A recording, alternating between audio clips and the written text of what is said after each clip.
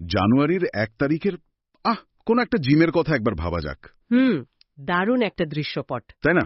সব কটি ট্রেডমিল ভর্তি, মানুষের হাতে নতুন স্পোর্টস শু, নতুন তোয়ালে, আর সবার চোখে মুখে মানে এক অদ্ভুত আগুন থাকে। একদম। সংকল্পটা খুব পরিষ্কার থাকে যে এই বছর তো ওজন কমিয়েই ছাড়ব। হ্যাঁ, কিংবা এবার জীবনটা একদম গুছিয়ে ফেলব। কিন্তু ঠিক ৩ সপ্তাহ পর, মানে ধরুন ফেব্রুয়ারির প্রথম সপ্তাহে, জিমের সেই ভিড়টা আসলে কোথায় যায়? বেশিরভাগ ট্রেডমিলই তখন ফাঁকা পড়ে থাকে। ঠিক।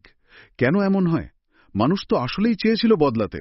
তাদের তো ইচ্ছা শক্তির কোনো কমতি ছিল না ওই ১ তারিখে। না, ইচ্ছা শক্তি তো ছিলই। তাহলে সমস্যাটা কোথায়? সমস্যাটা আসলে মোটেও অলসতা বা মেধার অভাব নয়। সমস্যাটা হলো আমরা ছোটবেলা থেকে যে জিনিসটা শিখে এসেছি, মানে সেখানেই একটা মস্ত বড় গলদ রয়ে গেছে। গোড়াতেই গলদ যাকে বলে। একদম। আর ঠিক এই বিষয়টা নিয়েই আমরা আজ কথা বলতে যাচ্ছি। বুকপিডিয়া ইউটিউব চ্যানেলের দ্য পাওয়ার অফ সিস্টেম নামের একটি অসাধারণ ভিডিওর উপর ভিত্তি করে আমাদের আজকের এই তাত্ত্বিক আলোচনা। হ্যাঁ, খুবই সময় উপযোগী একটা টপিক। আমাদের মিশন হলো এই রহস্যটা খুঁজে বের করা যে কেন হাজারো চেষ্টা আর মোটিভেশন থাকার পরও আমাদের বারবার ব্যর্থতা আসে, এবং কিভাবে প্রতিদিনের ছোট ছোট অভ্যাসগুলোই মানুষের ভবিষ্যতের পরিচয় বা আইডেন্টিটি তৈরি করে দেয়। ওই যে জানুয়ারির প্রথম সপ্তাহের মোটিভেশন আর ফেব্রুয়ারির শূন্যতার কথা বললেন, এর ভেতরেই আসলে মানুষের মনস্তত্ত্বের সবচেয়ে বড় একটা দুর্বলতা লুকিয়ে আছে। আচ্ছা। আমরা সাধারণত সাফল্যের গল্পগুলোতে কেবল চূড়ান্ত ফলাফলটাই দেখি। ধরুন অলিম্পিকে কেউ গোল্ড মেডেল পাচ্ছে। হ্যাঁ, অথবা কেউ তার স্টার্টআপ থেকে $1 মিলিয়ন আয় করছে। ঠিক। এই চূড়ান্ত অর্জনের ঝলকানিতে আমাদের চোখ এতটাই ধাঁধিয়ে যায় যে এর পেছনে নীরবে কাজ করে চলা যে একটা ধারাবাহিক প্রক্রিয়া বা সিস্টেম আছে, সেটা আমাদের চোখের আড়ালেই রয়ে যায়। মানে আমরা শুধু বাইরের চাকচিক্যটাই দেখি। একদম। মানুষ ভাবে সে হয়তো যথেষ্ট পরিশ্রম করছে না, বা তার হয়তো ইচ্ছা শক্তির অভাব আছে। কিন্তু মূল বিষয়টা হলো, শুধু পরিশ্রম বা ইচ্ছে দিয়ে সব হয় না যদি সেই পরিশ্রমকে ধারণ করার মতো কোনো টেকসই কাঠামো না থাকে। আচ্ছা, বিষয়টা একটু ভেঙে দেখা যাক। কারণ ছোটবেলা থেকেই তো আমাদের মস্তিষ্কে একটা কথা গেঁথে দেওয়া হয়েছে যে জীবন বদলাতে চাইলে একটা বড় লক্ষ্য স্থির করতে হবে। গোল সেট করা। হ্যাঁ, লক্ষ্য ছাড়া মানুষ তো দিগ্ভ্রান্ত পথিকের মতো। এই যে লক্ষ্য নির্ধারণ করার চিরাচরিত ধারণা, এটাকে তো হুট করে বাতিল করে দেওয়া যায় না। না, বাতিল করার কথা হচ্ছে না আসলে। কিন্তু ভিডিওটির মূল বক্তব্য অনুযায়ী এই ধারণার ভেতরেই একটা বড় ফাঁকি লুকিয়ে আছে। লক্ষ্য মানুষকে শুধু একটা দিক নির্দেশনা দেয়, কিন্তু একটি শক্তপোক্ত সিস্টেমই মানুষকে চূড়ান্ত গন্তব্যে পৌঁছে দেয়। ঠিক। আমার প্রশ্ন হল, তাহলে লক্ষ্যের কি আসলেই কোনো প্রয়োজন নেই? লক্ষ্যের অবশ্যই প্রয়োজন আছে, তবে সেটা শুধু গন্তব্যটা চেনার জন্য। এখানে সবচেয়ে আকর্ষণীয় বিষয় হল, আমরা যদি সফল আর ব্যর্থ মানুষদের একটু গভীরভাবে পর্যবেক্ষণ করি, একটা অদ্ভুত জিনিস দেখতে পাব। কি রকম? যে কোনো প্রতিযোগিতায় বিজয়ী এবং বিজিত দুজনেরই কিন্তু লক্ষ্য একই থাকে। ও তাই তো। হ্যাঁ, অলিম্পিকে যে দৌড়াচ্ছে প্রতিটি অ্যাথলেটেরই লক্ষ্য থাকে স্বর্ণপদক জয় করা। যদি শুধু লক্ষ্য থাকলেই মানুষ সফল হতো, তাহলে তো রেসে অংশগ্রহণকারী সবাই ফার্স্ট হতো। একদম যৌক্তিক কথা। তার মানে চূড়ান্ত সাফল্যের নির্ধারক আসলে লক্ষ্য নয়। লক্ষ্য হল অনেকটা কম্পাসের মতো, যা শুধু দেখায় যে উত্তর দিক কোনটা। কিন্তু সেই উত্তর দিকে হেঁটে যাওয়ার জন্য যে প্রতিদিনের রুটিন, যে ডায়েট, যে ঘুম, যে অনুশীলন, সেটাই হলো সিস্টেম। মানুষ ভাবে লক্ষ্য অর্জন করলেই জীবন বদলে যাবে। হ্যাঁ, আমরা সবাই তো এটাই ভাবি। কিন্তু ধরুন একটা অগোছালো ঘর, কেউ লক্ষ্য ঠিক করলো যে সে ঘরটা পরিষ্কার করবে, আর মোটিভেশন নিয়ে একদিন পরিষ্কারও করে ফেললো। আচ্ছা। কেবল একটা পরিষ্কার ঘর পাবে কয়েকদিনের জন্য। তার অভ্যাসগুলো যদি অপরিষ্কার থাকারই হয়, 1 সপ্তাহ পার ঘরটা আবার আগের মতোই হয়ে যাবে। এই উদাহরণটা সত্যি ভাবনার জগৎকে নাড়া দেয়। আমরা সাময়িক একটা ফলাফলের পেছনে ছুটি, কিন্তু পেছনের মেকানিজমটা বদলায় না। ঠিক তাই। আমার কাছে পুরো ব্যাপারটা অনেকটা এরকম মনে হয়, লক্ষ্য হলো একটি ম্যাপ বা মানচিত্র দেখার মতো। চমৎকার একটা তুলনা। মানচিত্র একজন মানুষকে দেখায় সে কোথায় যেতে চায়, কিন্তু সিস্টেম হলো সেই গাড়িটি যা আসলে একজন যাত্রীকে রাস্তা পার করে গন্তব্যে নিয়ে যায়। একদম, শুধু মানচিত্রের দিকে তাকিয়ে বসে থাকলে তো গন্তব্যে পৌঁছানো যায় না। হ্যাঁ, আর এখান থেকেই আমার মনে একটা খুব স্বাভাবিক প্রশ্ন জাগছে। আমরা প্রায়ই দেখি সোশ্যাল মিডিয়ায় অনেকেই অনেক বড় বড় ঘোষণা দেয় কাজ শুরুর আগে। নতুন বছরের রেজলিউশনের মতো। ঠিক, কিন্তু এমন অনেক মানুষ আছেন যারা কোনো বড় ঘোষণা ছাড়াই নীরবে একটা সাধারণ রুটিন মেনে চলেন এবং একসময় বিশাল কিছু অর্জন করেন। হ্যাঁ, প্রচুর উদাহরণ আছে এমন। যদি লক্ষ্য কেবল সাময়িক উত্তেজনা দেয়, তবে কি মোটিভেশনের ওপর ভরসা করাই মানুষের সবচেয়ে বড় ভুল? এটি খুবই যৌক্তিক এবং গভীর একটা প্রশ্ন, আর এর উত্তরটা লুকিয়ে আছে মোটিভেশনের মূল প্রকৃতির ভেতরে। আচ্ছা। মোটিভেশনের উপর অন্ধভাবে ভরসা করাটা সত্যি এক ধরনের মোহ বা ইলিউশন। কারণ বৈজ্ঞানিক দৃষ্টিকোণ থেকে চিন্তা করলে মোটিভেশন জিনিসটা আসলে কি? একটা সাময়িক উত্তেজনা। হ্যাঁ, এটি মস্তিষ্কের ডোপামিন হরমোনের একটা সাময়িক স্পাইক বা ঊর্ধ্বগতি। মোটিভেশন হলো পুরোপুরি একটা আবেগ, আর মানবীয় আবেগ কখনোই স্থির থাকে না। না, সেটা তো পাল্টায়। এটি একদম আবহাওয়ার মতো, পরিবর্তনশীল। আজ রৌদ্রোজ্জ্বল তো কাল মেঘলা, আবার কখনো বা ঝড়ো হাওয়া। দারুণ বলেছেন। এখন কেউ যদি তার জীবনের গুরুত্বপূর্ণ সিদ্ধান্ত এবং কাজের ভিত্তি এমন একটি পরিবর্তনশীল বিষয়ের উপর দাঁড় করায়, তবে তার ফলাফলও তো পরিবর্তনশীল বা অস্থিরশীল হওয়াই স্বাভাবিক। মানে যেদিন মেঘলা আবহাওয়া, যেদিন মন খারাপ, সেদিন মোটিভেশন কোথায় যাবে? ঠিক সেটাই। বিষয়টা খুবই বাস্তব।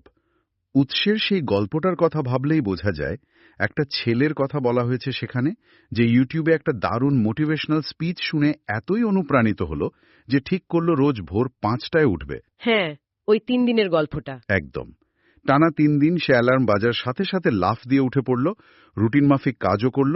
কিন্তু গোলমালটা বাঁধল চতুর্থ দিন। হ্যাঁ, সেদিন সকালে যখন অ্যালার্ম বাজল, তখন বাইরে হয়তো একটু বৃষ্টি হচ্ছে, শরীরে ক্লান্তি, তার মস্তিষ্কে আর সেই 3 দিন আগের উত্তেজনাটা কাজ করল না। মোটিভেশন হাওয়া হয়ে গেছে ততক্ষণে। সে অ্যালার্ম বন্ধ করে আবার ঘুমিয়ে পড়ল।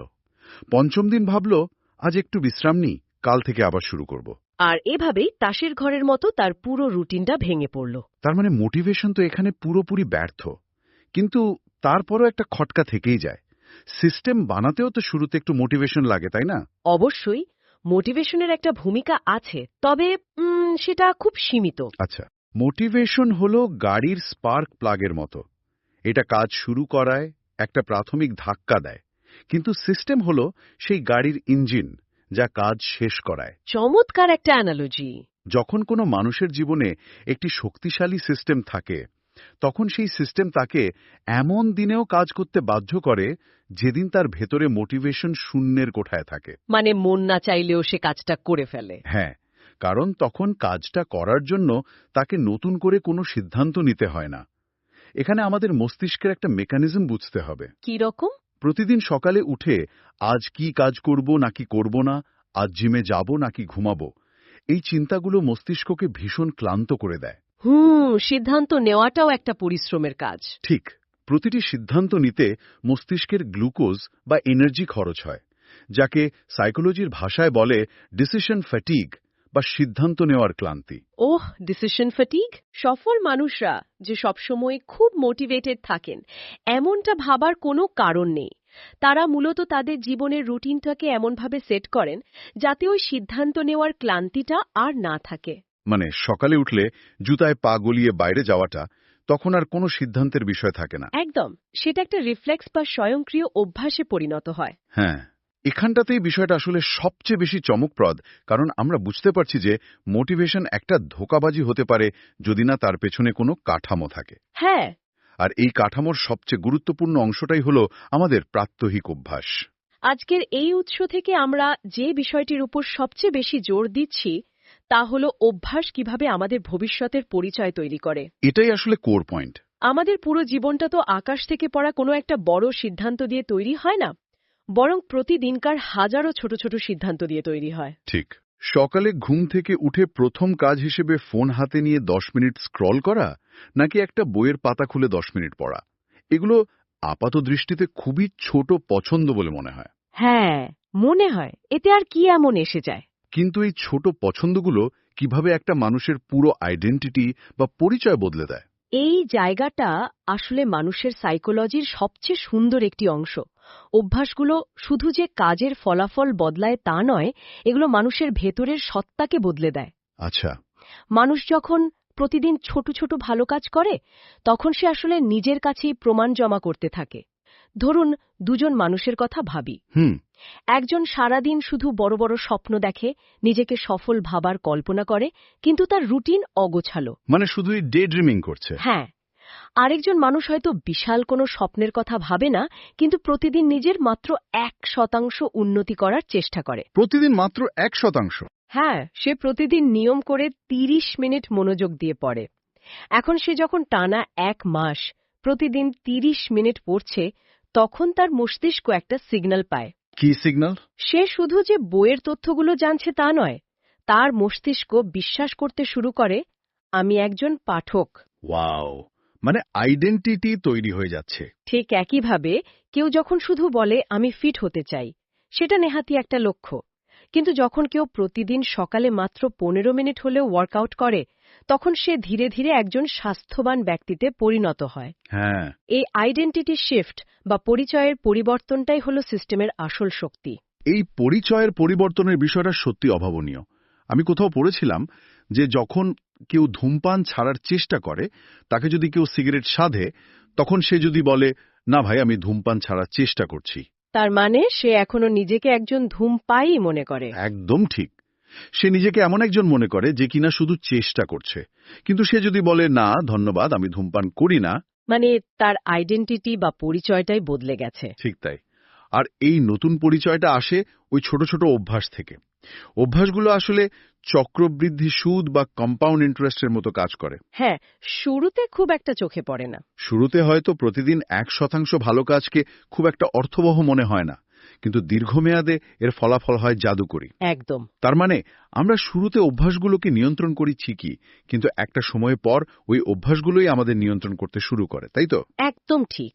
আর এই অভ্যাসগুলো কিভাবে আমাদের দৈনন্দিন জীবনে স্বয়ংক্রিয়ভাবে কাজ করবে, তা বুঝতে হলে আমাদের আলোচনাটা এখন একটা নতুন কনসেপ্টের দিকে ঘোরাতে হবে। আচ্ছা, সেটা কি?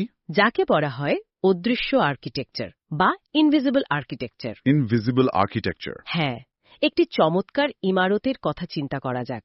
বাইরে থেকে ভবনটিকে যতই সুন্দর এবং মজবুত দেখাক না কেন, মাটির নিচের ভিত্তি যদি দুর্বল হয়, তবে সেটি সামান্য ভূকম্প নিয়ে ধসে পড়তে পারে। ভিতটা মজবুত হতে হবে। আমাদের জীবনের কাঠামোটাও ঠিক সেরকমই। আমাদের চারপাশের পরিবেশ, আমাদের বসার টেবিল, আমাদের প্রতিদিনের রুটিন, কার সাথে মিশছি, সবকিছু মিলে জীবনের একটি অদৃশ্য কাঠামো তৈরি করে। মানে আমাদের চারপাশের পরিবেশটাই সেই আর্কিটেকচার। ঠিক। যে মানুষটা বারবার নতুন প্রজেক্ট শুরু করে ব্যর্থ হয়, সমাজ হয়তো তাকে অকর্মণ্য বা শৃঙ্খলার অভাব থাকা মানুষ হিসেবে ট্যাগ করে দেয়। কিন্তু মূল সমস্যাটা হয়তো শৃঙ্খলার নয়, বরং তার চারপাশের বিক্ষিপ্ত পরিবেশের। পরিবেশের প্রভাবের এই বিষয়টা আমাকে দারুণভাবে ভাবাচ্ছে। ধরুন, কেউ একজন ডায়েট করার সিদ্ধান্ত নিল। সে প্রচুর মোটিভেটেড। হ্যাঁ। কিন্তু তার ফ্রিজ ভর্তি চকলেট আর কোল্ড ড্রিঙ্কসে। এখন প্রতিদিন রাতে যখন তার ক্ষুধা লাগবে, তখন তাকে ওই চকলেট না খাওয়ার জন্য নিজের ইচ্ছা শক্তির সাথে লড়াই করতে হবে। আর ইচ্ছা শক্তি তো একটা ফুরিয়ে যাওয়া ব্যাটারির মতো। একদম। কতক্ষণ লড়াই করবে সে? একসময় ঠিকই হার মেনে চকলেট খেয়ে ফেলবে। সেটাই স্বাভাবিক। কিন্তু এর বিপরীতে সফল ব্যক্তিরা কিন্তু তাদের চারপাশের পরিবেশটাকে এমনভাবে সাজান যাতে সঠিক কাজটা করা তাদের জন্য সবচেয়ে সহজ হয়ে যায়। হ্যাঁ, তারা প্রথমেই ঘরের ভেতর থেকে সব অস্বাস্থ্যকর খাবার সরিয়ে ফেলবেন। টেবিলে একটা আপেল রেখে দেবেন। এই পরিবেশটাকে কি আমরা একটা বিমানের অটো পাইলট মোডের সাথে তুলনা করতে পারি? হ্যাঁ, দারুণ তুলনা। যেখানে একবার সেটিং ঠিক করে দিলে বাকিটা এমনিতেই চলতে থাকে। আমরা যদি এর বৃহত্তর প্রেক্ষাপট দেখি, অটো পাইলট উপমাটা একদম নিখুঁত। বিমানের পাইলট যখন গন্তব্য ঠিক করে অটো পাইলট মোড চালু করে দেন, তখন বাইরে যতই বাতাস থাকুক বা আবহাওয়া খারাপ হোক না কেন, বিমানটি নিজে থেকেই তার ব্যালেন্স ঠিক রাখে। মানুষের জীবনের সিস্টেমটাও ঠিক সেভাবেই কাজ করতে পারে। পরিবেশ ডিজাইন করার মূল মন্ত্র হল ফ্রিকশন বা ঘর্ষণ। ফ্রিকশন মানে বাধা? হ্যাঁ, ভালো কাজ করার জন্য ফ্রিকশন কমাতে হবে, আর খারাপ কাজ করার ক্ষেত্রে ফ্রিকশন বাড়াতে হবে। আচ্ছা, একটা উদাহরণ দিলে ভালো হতো। ধরুন, কেউ যদি সকালে বই পড়তে চায়, তবে তার উচিত রাতেই বইটা বালিশের পাশে রাখা। আচ্ছা, এতে সকালে উঠেই বই পড়ার কাজটা সহজ হয়ে যায়। মানে ফ্রিকশন কমে যায়। একদম। আবার কেউ যদি সকালে উঠে ফোন স্ক্রল করার অভ্যাস ছাড়তে চায়, তবে তার উচিত ফোনটা অন্য ঘরে চার্জে দেওয়া। এতে সকালে উঠে ফোন হাতে পাওয়ার ফ্রিকশনটা বেড়ে যায়। হ্যাঁ, ম্যানুয়ালি জীবনের প্রতিটি সিদ্ধান্ত নিতে গেলেই মানুষ ক্লান্ত হয়ে পড়ে। তাই পরিবেশ এমনভাবে ডিজাইন করতে হবে যাতে সাফল্য কোনো আকস্মিক দুর্ঘটনা বা হঠাৎ ঘটে যাওয়া বিষয় না হয়, বরং তা যেন এক প্রকার নিশ্চিত গন্তব্যে পরিণত হয়। ঠিক। তার মানে আমাদের নিজেদের চারপাশের পরিবেশটাকে এমনভাবে রিডিজাইন করতে হবে যেন সেটাই আমাদের মূল চালিকা শক্তি হয়ে দাঁড়ায়। কিন্তু এতক্ষণ আমরা যে তাত্ত্বিক বিষয়গুলো নিয়ে আলোচনা করলাম, সেটাকে কিভাবে বাস্তবে প্রয়োগ করা যায়? মানুষের জীবন তো আর ল্যাবরেটরির কোনো নিয়ন্ত্রিত পরিবেশ নয়। না, তা তো নয়। জীবনে বিশৃঙ্খলা আসবেই, অপ্রত্যাশিত ঘটনা ঘটবেই। তাহলে কিভাবে এই সিস্টেমের মাধ্যমে জীবনকে বিশৃঙ্খলা থেকে নিয়ন্ত্রণের দিকে নিয়ে যাওয়া যায়? সিস্টেম থাকা মানে কি সব স্বাধীনতা হারিয়ে একটা রোবটের মতো জীবনযাপন করা? এটা খুবই সাধারণ একটা ভুল ধারণা। অনেকেই মনে করেন সিস্টেম বা রুটিন মানেই হল স্বাধীনত খর্ব হওয়া, কিন্তু এটাকে আমরা একটা শহরের ট্রাফিক ব্যবস্থার উদাহরণ দিয়ে খুব সহজেই বুঝতে পারি। আচ্ছা। এমন একটা শহরের কথা কল্পনা করা যাক যেখানে কোনো সিগন্যাল লাইট নেই, ট্রাফিক পুলিশ নেই, গাড়ি চালানোর কোনো নির্দিষ্ট নিয়ম নেই, সবাই যার যার খেয়াল খুশি মতো চলছে। ভয়ঙ্কর অবস্থা হবে। সেখানে কি হবে? সবাই দ্রুত যেতে গিয়ে একটা ভয়াবহ বিশৃঙ্খলা তৈরি করবে, ঘন্টার পর ঘন্টা জ্যামে আটকে থাকবে। একদম। নিয়মহীনতাকে মানুষ অনেক সময় স্বাধীনতা বলে ভুল করে, কিন্তু কাঠামো ছাড়া স্বাধীনতা কেবলই বিশৃঙ্খলা ডেকে আনে। এর বিপরীতে যদি ট্রাফিক আইন থাকে, রেড সিগন্যালে থামার নিয়ম থাকে, তবে শুরুতে কিছুটা সীমাবদ্ধতা মনে হলেও দিন শেষে প্রত্যেকটি গাড়ি কিন্তু খুব দ্রুত এবং নিরাপদে নিজের গন্তব্যে পৌঁছতে পারে। চমৎকার একটা উদাহরণ। জীবনের ক্ষেত্রেও ঠিক তাই। সিস্টেম মানুষের স্বাধীনতা কেড়ে নেয় না, বরং সিস্টেম মানুষকে অযথা সময় নষ্ট হওয়া থেকে বাঁচিয়ে প্রকৃত স্বাধীনতা দেয়। তাহলে এই সব কিছুর মানে কি দাঁড়ালো? জ্ঞান বা ধারণা থাকাটাই তো শেষ কথা নয়, তাকে বাস্তবে প্রয়োগ করতে হবে। হ্যাঁ। এখন এই আলোচনা শোনার পর কেউ হয়তো ভাবতে পারে যে কাল থেকেই সে তার জীবনে পুরো সিস্টেম একদম নিখুঁত করে ফেলবে, সে একবারে রুটিন, পরিবেশ, অভ্যাস সব বদলে ফেলার চেষ্টা করবে। কিন্তু সেটা কি আসলে কাজ করবে? না, এটা আসলে সম্ভব না। আমরা তো জানি অতিরিক্ত পারফেকশনিজম বা নিখুঁত হওয়ার চেষ্টাও আরেক ধরনের ফাঁদ। একদম সঠিক পয়েন্ট ধরেছেন। একেবারে শুরুতেই সবকিছু 100% নিখুঁত করার কোনো প্রয়োজন নেই। সিস্টেম তৈরি করাটা একটা চলমান প্রক্রিয়া। আচ্ছা। সবচেয়ে জরুরি বিষয়টা হলো ধারাবাহিকভাবে একটি সাধারণ সিস্টেম অনুসরণ করে যাওয়া, প্রতিদিন অল্প অল্প করে রুটিন ঠিক করা এবং পরিবেশ বদলানোর মাধ্যমে কাজ শুরু করা যেতে পারে। মানে ছোট ছোট পদক্ষেপ। হ্যাঁ, একটা শক্তিশালী সিস্টেমের মানে এই নয় যে জীবনে আর কখনো কোনো সমস্যা আসবে না বা কোনোদিন রুটিন ভাঙবে না।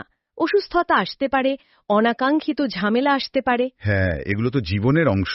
কিন্তু সিস্টেমের আসল কাজ হল সমস্যা বা বাধা আসার পরও নিজের ট্র্যাকে বা মূল পথে দ্রুত ফিরে আসার সক্ষমতা বা রেজিলিয়েন্স অর্জন করা। বিখ্যাত লেখক জেমস ক্লিয়ারের একটা খুব চমৎকার কথা আছে, মানুষ কখনোই তার লক্ষ্যের উচ্চতায় পৌঁছায় না, বরং সে তার সিস্টেমের স্তরে নেমে আসে। ওয়াও, কথাটা খুব পাওয়ারফুল। অর্থাৎ যত বড় স্বপ্নই থাকুক না কেন, চাপের মুখে বা খারাপ সময়ে মানুষ ওই কাজটুকুই করবে যতটুকু করার জন্য তার সিস্টেম তাকে প্রস্তুত করেছে। সত্যি, আজকের এই আলোচনা থেকে একটা বিষয় একদম স্ফটিকের মতো পরিষ্কার হয়ে গেল যে জীবন কখনো দৈবক্রমে বা ভাগ্যের জোরে বদলায় না। একদম নাও, জীবন বদলায় সচেতন ডিজাইনের মাধ্যমে, মেকানিজমের মাধ্যমে। একটি দুর্বল সিস্টেম সবসময় দুর্বল ফলাফলই বয়ে আনবে, আর একটি শক্তিশালী সিস্টেম পুরো জীবনটাকেই শক্তিশালী করে তুলবে। ঠিক তাই। এতদিন হয়তো আমরা অনেকেই নিজেদের শৃঙ্খলার অভাব বা মোটিভেশনের অভাব নিয়ে অনেক আফসোস করেছি, কিন্তু আজ বুঝতে পারছি সেই আফসোসটা আসলে একটা ভুল সিস্টেমের ফলাফল ছিল। হ্যাঁ, আমাদের দোষ দেওয়া উচিত আমাদের চারপাশের সিস্টেমকে। আমাদের সবার উচিত নিজেদের চারপাশের সেই অদৃশ্য আর্কিটেকচারকে নতুন করে সাজানোর দিকে মনোযোগ দেওয়া, ছোট ছোট অভ্যাস দিয়ে ভবিষ্যতের একটি নতুন পরিচয় বা আইডেন্টিটি তৈরি করা। এই পুরো ব্যাপারটাই একটা বিশাল পরিবর্তনের ইঙ্গিত দেয়, এবং আমাদের আজকের এই বিশ্লেষণটি অত্যন্ত গুরুত্বপূর্ণ একটি প্রশ্নের জন্ম দেয়। কিরকম? আমরা এতক্ষণ ব্যক্তি পর্যায়ে সিস্টেমের কথা বললাম, কিন্তু আমরা যদি এর বৃহত্তর প্রেক্ষাপট দেখি মানে আমাদের সমাজ ব্যবস্থার দিকে তাকাই তাহলে কি দেখতে পাই? ভালো পয়েন্ট। আমাদের চারপাশের সমাজ, স্কুল কলেজ বা কর্পোরেট প্রতিষ্ঠানগুলো এরা সবাই কিন্তু মানুষের মোটিভেশনের উপরই বেশি নির্ভরশীল। হ্যাঁ, একদম ঠিক। স্কুলে ছাত্রদের ভালো গ্রেডের ভয় বা লোভ দেখানো হয় মোটিভেটেড করার জন্যে। অফিসে কর্মীদের বোনাস আর ইনসেন্টিভের টোপ দেওয়া হয় আরও বেশি কাজ করার জন্যে। মানে সেই লক্ষ্য আর মোটিভেশনের পুরনো খেলা। অথচ মানুষের সাইকোলজি সবচেয়ে ভালো কাজ করে সিস্টেমের উপর ভিত্তি করে। যদি আমরা মানুষকে বারবার মোটিভেটেড হও, আরও পরিশ্রম করো না বলে আমাদের স্কুল আর কর্মক্ষেত্রগুলোর ইনভিজিবল আর্কিটেকচার বা সিস্টেমটাকে এমনভাবে ডিজাইন করতাম যেখানে সফল হওয়াটাই একটা স্বাভাবিক বাই প্রোডাক্ট হয়ে দাঁড়াতো, তাহলে আমাদের পৃথিবীটা কেমন হতো? কি দারুণ এবং গভীর একটা প্রশ্ন। আমরা কি ব্যক্তিকেন্দ্রিক মোটিভেশনের উপর জোর দেব, নাকি এমন একটি কাঠামোগত ব্যবস্থা বা সিস্টেম তৈরি করব যা মানুষকে স্বাভাবিকভাবেই তার সেরাটা দিতে সাহায্য করবে? ভাবার মতো বিষয়। এই প্রশ্নটা সত্যি ভাবনার জগৎকে নতুন করে সাজাতে বাধ্য করে। আজকের মতো আমাদের গভীর বিশ্লেষণ এখানেই শেষ হচ্ছে। তবে এই শক্তিশালী প্রশ্নটা সবার ভাবনার জন্যই রেখে গেলাম। ভালো থাকবেন এবং নিজের জীবনের সিস্টেমটাকে একবার নতুন করে পরখ করে দেখবেন।